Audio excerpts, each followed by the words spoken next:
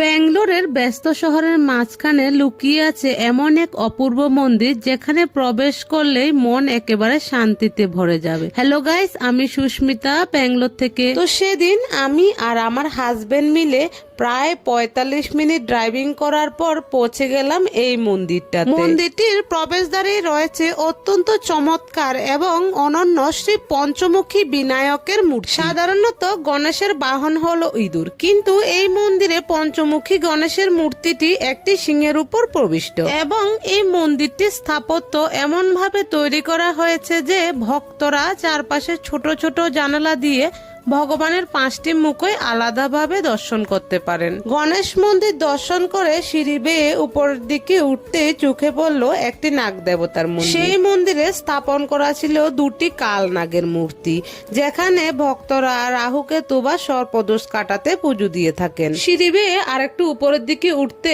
আমাদের চোখ আটকে গেল একটি বিশাল ত্রিশূল দেখে। ঠিক এর পাশেই রয়েছে সাপের বাসার মতো দেখতে একটি লাল রঙের গুহা। এই গুহার ভিতরেই বিরাজ করছেন ভগবান শিব বা অরুণাচলেশ্বর স্বামী। সাধারণত আমরা সবাই কালো পাথরের শিবলিঙ্গ দেখে অভ্যস্ত, কিন্তু এই মন্দিরটিতে গেলে আপনারা দেখতে পাবেন একটি স্ফটিকের শিবলিঙ্গ। বাইরে এত গরম ও রোদ থাকা সত্ত্বেও মন্দিরের ভিতরটা বরফের মতো ঠান্ডা ছিল অলৌকিকভাবে। ভগবান শিবের দর্শন করার পর এবার আমরা সিঁড়ি বেয়ে চলে যাব মেইন টেম্পলে, যেখানে গর্ভগৃহে ভগবান সম্মুখা মানে কার্তিক তার 2 পত্নী বল্লী এবং দেবায়নীর সাথে বিরাজ করছেন। এই মন্দিরের গর্ভগৃহে এসে দাঁড়ালে এমন শান্ত পরিবেশে এক অদ্ভুত পজিটিভ এনার্জি ফিল করা যায়।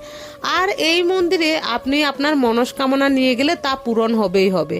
দেখুন, এখানে অনেক ভক্তরা মনস্কামনা পূরণের পর এরকম গণেশের মূর্তি রেখে দিয়ে যান। এই মন্দিরের ঠিক উপরেই রয়েছে কার্তিক ঠাকুরের 6 মাথা বিশিষ্ট এক অনন্য রূপ। এই 6টি মুখ ভগবানের 6টি গুণকে রিপ্রেজেন্ট করে, যেমন শক্তি, জ্ঞান, যশ, বৈভব, বৈরাগ্য এবং ঐশ্বরিক ক্ষমতা। তো আমাদের মন্দির দর্শন করা কমপ্লিট। আমরা নিচে নামার পথে দেখলাম এই মন্দিরের অপোজিট সাইডে আরো একটি মন্দির রয়েছে। এই মন্দিরটি ছিল একটি দেবীর মন্দির। ভিতরে যাওয়ার পর চারপাশটা ঘুরে দেখতে দেখতে সন্ধ্যা আরতির টাইম হয়ে গেল। আরতি করার সময় মাকে এমন দেখাচ্ছিল মা যেন নাড়াচাড়া করছে।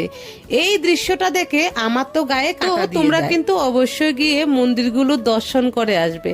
তোমরা ব্যাঙ্গালোরে কে কোথায় থেকে আমার এই ভিডিওটা দেখছো কমেন্টে জানাতে ভুলবে না। আর কারা কারা অলরেডি মন্দিরে দর্শন করে এসেছো তাও কিন্তু জানাবে।